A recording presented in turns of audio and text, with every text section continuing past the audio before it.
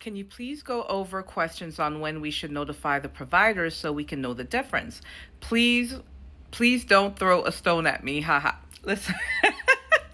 Okay. I get very passionate, so it may seem, because I see it all the time. Professor D is always yelling, and I'll start off normal, but as I continue to talk, I get passionate about it and I end up yelling, but I'm not yelling at you. I promise it's all love. I love every single time you guys ask me a question and I'm able to answer or clarify. It makes me happy. So I'm never like being mean or yelling. I promise. Even if it looks like I am, I'm not. It's all love.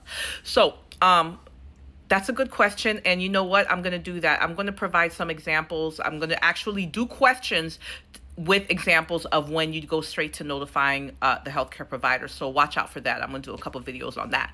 However, in this video, let me explain to you types of situations. When you look at your options, if none of the other options will help your patient and the only thing you can do is call the healthcare provider, that's when it's your answer. What do I mean by that? Okay. I think it was yesterday I did a video and I was telling you if you get a question about a patient who is post-op, immediately, the minute you see post-op, you should be thinking infection, DVT, pulmonary embolism, hemorrhage. Those are like the four worst things that can happen when you see the patient has come from surgery. Okay, great. Your patient came from surgery. They don't look too good. They're looking kind of pale or blue. You're looking at the labs. Hemoglobin's dropping. RBC's dropping. You're looking at the vital signs. Heart rate's up. Blood pressure's down. Do you see where I'm going with this? Right?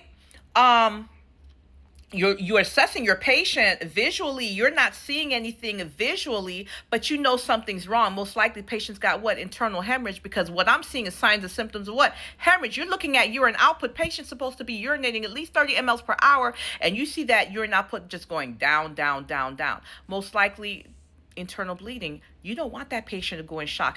In that type of situation, what you going to do for that patient? What are you going to do to save that patient's life other than pick up the phone to call the healthcare provider, because you're going to need to get that patient into the OR immediately? Do you see what I'm saying? Or what would be another example? Patient that comes in with appendicitis.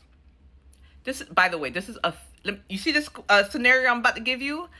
NCLEX has been providing this scenario in a million different ways, but it's the same thing. They've been providing this scenario since at least 2006.